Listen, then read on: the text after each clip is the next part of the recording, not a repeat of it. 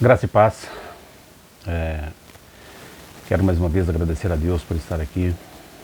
Quero iniciar esse vídeo de hoje lendo uma passagem na Bíblia. Se você tiver com a tua Bíblia aí, eu peço por favor que você me acompanhe. O versículo que eu vou ler hoje está em Gálatas, capítulo 6, versículo 7. Ele fala da seguinte maneira: Não vos enganeis, Deus não se deixa escarnecer. Tudo que o homem semear, isso também ceifará. Algumas traduções diz colherá. Meus amados, eu quero hoje iniciar contando uma parábola, uma historinha, da maneira que você quiser interpretar. Havia no oeste selvagem, há muitos anos atrás, um homem que cometeu um crime, matou uma pessoa. E por ele ter cometido esse crime, ele acabou sendo preso e condenado à forca, que era o costume daquela época. Quem já assistiu filmes de faroeste, bang bang, sabe como que funciona a teoria, né, do que eu estou falando. Então esse homem foi preso, só que houve uma comoção geral, uma comoção do povo dali, da cidade, que gostava dele, apesar da truculência, apesar da ignorância, muita gente ainda gostava dele. E então resolveram escrever uma carta e mandar para o governador para pedir clemência e que o governador desse a ele a liberdade e não o condenasse à forca.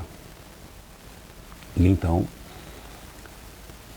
o governador ligou ali para o xerife daquela cidade, né, foi até lá e conversou com ele e falou com ele: olha, eu quero ver esse homem primeiro, eu quero conhecê-lo. E aí então ele se disfarçou de um reverendo, de um pastor, né, com roupas de um religioso, com a Bíblia debaixo do braço, pegou ali a carta de anuência, a carta, né, que dava para ele o salvo-conduto, e colocou dentro da Bíblia. E foi até o cárcere, onde ele estava encarcerado, para conversar com ele. E ao entrar, a pessoa que estava ali o guardando sabia quem estava entrando, e então ele foi até o cárcere e disse para ele: olha, eu tenho uma coisa aqui para você, aqui dentro da Bíblia. E aquele homem começou a brigar, começou a xingar, a cuspir, e falou: não quero nada, não quero ouvir nada, eu não quero saber desse Deus, não quero saber. Rapaz, eu tenho uma coisa importante para você aqui dentro da Bíblia. Ele: eu não quero ver. Por favor, saia, retira-se. Eu não quero saber. E o governador então saiu dali muito triste com a conduta daquela pessoa e viu que realmente a conduta dele era má e que infelizmente ele não poderia dar àquele homem o salvo-conduto. E naquele exato momento que o governador foi embora, o guarda aproximou dele e falou assim: rapaz, mas você é muito bobo, você perdeu a chance, a oportunidade da tua vida. Como assim eu perdi a oportunidade da minha vida? Bom, aquele homem que estava aqui não era pastor, ele não era reverendo. Ele veio disfarçado para conversar com você. E o que ele tinha de importante dentro da Bíblia não era nada que ele iria ler para você, mas sim sua carta de salvo-conduto. Então aquele homem se entristeceu muito e realmente foi condenado. E no dia da forca, ele pediu para que ele pudesse fazer um último discurso. E olhando para a plateia que ali estava, ele falou: eu sei que daqui a poucos segundos eu estarei pendurado nessa corda e morto. Mas eu quero deixar uma coisa clara para vocês. Hoje eu não estou sendo morto pelo crime que eu cometi. Hoje eu estou sendo morto pela graça que eu rejeitei. Então, meus amados, o que eu quero dizer com isso é que nós temos hoje no mundo uma graça que é de graça, mas ela não custa barato. Tem pessoas que confundem graça com barato. E Deus, Ele é o mesmo de ontem e o mesmo de hoje e será o mesmo amanhã. A Bíblia diz aqui que Deus não se deixa escarnecer. E hoje nossos valores são tão mudados que nós não entendemos que talvez o errado somos nós. Antigamente, quando o homem se convertia, quando a mulher se convertia, quando o ser humano se convertia, era totalmente diferente a conversão. A pessoa que, na verdade, ele se convertia, ele tinha uma conduta a qual ele seguia. Então, ele precisava de uma desassociação do seu passado. Então, toda terça, toda quinta, todo sábado, todo domingo, ele já tinha ali a sua rotina. Ir para o bar, ir para os inferninhos, tomar sua bebida, prostíbulo e assim por diante. A partir do momento que ele se converte, muda isso. Então, na terça, na quinta, no sábado, no domingo, ele já não vai mais para os lugares que ele ia, ele começa a ir para a igreja. Ler a Bíblia, começa a carregar a Bíblia debaixo do braço. Ele mudava as roupas que ele vestia, sua esposa mudava a roupa, o tipo de cabelo, o tipo de penteado. E ele era muitas vezes não, sempre escarnecido pelos os amigos anteriores. É mais ou menos o que eu falei no vídeo anterior. Então ele era escarnecido pelos aqueles amigos anteriores, porque a partir daquele momento ele já não era mais um homem sociável da sociedade, ele era crente. E ele então já não era mais aquela pessoa que andava com as mesmas de antigamente. Então havia ali uma desassociação do seu passado. E esse homem então virava uma nova pessoa. E ele ia até a igreja e ali havia pessoas, pastores, comprometidos em falar sobre salvação. Mudança de vida, transformação. Deus, Ele não está preocupado com a nossa vida financeira. É claro que nós precisamos da vida financeira para viver e oramos para que Deus abençoe a nossa vida financeira. Mas existem caminhos para isso. Não, Deus, Ele se preocupa com a minha salvação. Ele quer a minha salvação da minha alma. O resto é consequência. A Bíblia diz que buscai primeiro o reino de Deus e as outras coisas vos serão acrescentadas. E tem pessoas que querem as outras coisas, mas não quer o reino de Deus. Então ele quer só que se acrescente. Então, havia naquela época pessoas preocupadas em pregar a verdade e fazer a transformação na vida daquele que havia sido convertido. Então você ia para a igreja, escutava aqueles sermãos lindos, né, maravilhosos a respeito de salvação. Você ali se comovia, se convertia e havia mudança de vida. Então, primeiro, conversão. Segundo, mudança de vida. Então, a partir do momento que eu me converter, obrigatoriamente eu tenho que mudar, eu tenho que ter mudança. Hoje é o contrário. Os pastores de hoje viram um nicho de mercado que é um nicho de mercado totalmente diferente do de antigamente. Hoje nós não temos mais um nicho de mercado de salvação, nós temos um nicho de mercado de poderio, ou seja, o que eu posso tirar do membro que está vindo na minha igreja.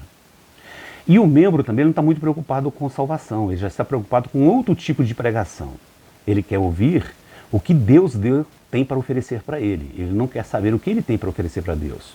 Então, o pastor ele precisa vir na sua trajetória, na sua linha, trazendo para esse novo convertido o que Deus tem para oferecer para ele. Porque se ele falar diferente disso, ele perde o membro. O membro vai para uma outra igreja ou talvez até volte a não frequentar nenhum outro tipo de igreja. Então já não existe hoje mais a desassociação do passado. Existe o interesse comum em que aquela igreja, o que Deus pode me oferecer para que eu continue nela.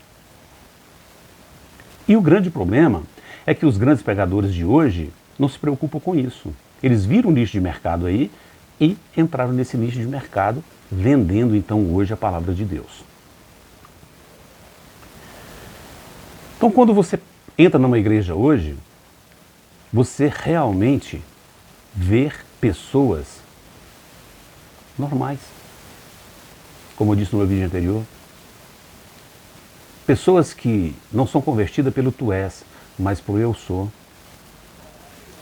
Então, naquele momento que as pessoas entram na igreja, se convertem, dizem que se convertem, elas continuam vestindo os mesmos tipos de roupa, continuam vestindo os mesmos tipos e falando da mesma forma. Não existe mudança, a pessoa não muda, não tem conversão. E como eu disse, sem conversão não há salvação. Nós precisamos de conversão, mudança de vida para ter salvação. Então nós precisamos de 3 tópicos para que realmente a salvação aconteça, ela sendo o terceiro. E o grande problema hoje é que nós entendemos que Deus, ele tem que ser bom. Agora, o que é ser bom? Ser bom é fazer tudo que o outro quer, tudo que o meu filho quer. Nós precisamos entender o que é a bonança de Deus em primeiro lugar. Deus é como o pai antigo. Meu pai era um homem bom, maravilhoso, mas meu pai sabia falar não.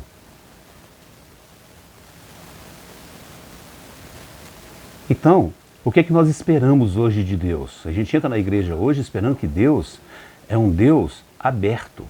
É um Deus que realmente vai aceitar tudo para me ter dentro da igreja. E não é bem assim. A Bíblia diz aqui que de Deus a gente não se escarnece. Existem outros versículos falando a respeito disso. Fala que Deus é amor, mas também é fogo, é justiça. E Deus não seria amor se Ele fosse benevolente comigo e mal com o outro. Deus precisa ter uma conduta firme para com todos. Então hoje, qual que é a visão que nós temos de ser bom?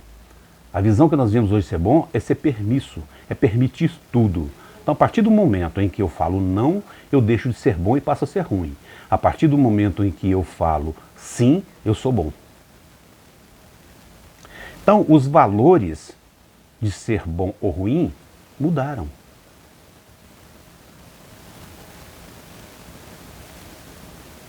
Então quando aquele homem olhou para a multidão e disse, eu estou sendo morto hoje, não é pelo crime que eu cometi.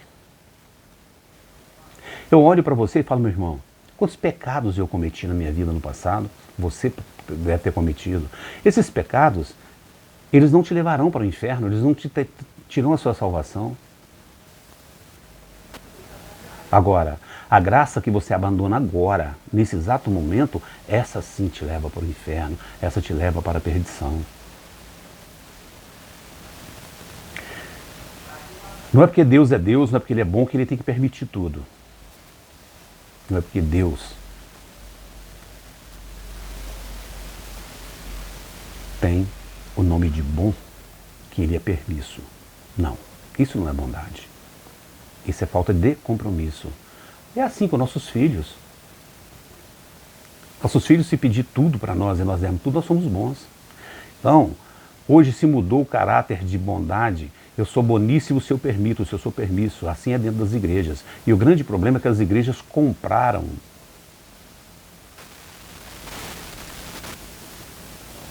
Compraram, infelizmente. As igrejas hoje são permissas. Se permite tudo. A pessoa entra lá dentro com a mesma roupa que ela vestia antes, do mesmo jeito, a mesma palavra. A pessoa não muda o seu vocabulário. Quantas mulheres hoje que estão fora da igreja que se vestem muito mais decente do que mulheres que estão dentro da igreja? Mulheres que se dizem cristãs. O cristianismo que a Bíblia prega não é esse cristianismo que eu vejo hoje. Não é essa permissão que eu vejo hoje nas igrejas. Se você tem um bom dízimo, você pode tudo dentro da igreja. Ô meu pai, me perdoe se eu estou errado, Me oriente se eu estou errado. Mas não é esse cristianismo que está aqui hoje que eu vi, que eu entendo como um verdadeiro cristianismo. O cristianismo da permissão. Aonde o pastor não pode chamar a atenção da irmã, não pode chamar a atenção do membro, porque está fazendo algo que não condiz com a palavra de Deus. Quero te pedir agora, neste momento, meu querido, reflita no que eu estou falando. Se você está numa igreja que ela permite tudo, me desculpe, meu querido, ela não está te pregando a palavra de Deus. A Bíblia não permite tudo. A Bíblia até te mostra tudo, mas a permissão dela não é para tudo. Paulo deixa bem claro quando ele fala: tudo me é lícito, mas nem tudo me convém. Então hoje, se Deus não for permisso, ele é mau. Se Deus não for permisso, ele é o Deus que mata, é o Deus que deixa as pessoas pobres, é o Deus que faz maldade com o ser humano, que traz doença. Tá. Então quer dizer, Deus precisa ser permisso para que ele seja bom. Então, meu querido, você nunca vai ter um Deus bom na tua vida, porque o Deus que eu conheço, ele não é permisso. O Deus que eu conheço, ele é justiça. Gostaria que você refletisse nesse vídeo. E se você gostou, repasse para os seus amigos, chama os pessoal para assistir, compartilhe no seu Facebook, dá o joinha aí para mim. Vamos levar a palavra de Deus para frente, se você concorda comigo. Te agradeço, muito obrigado, graça e paz, que Deus te abençoe.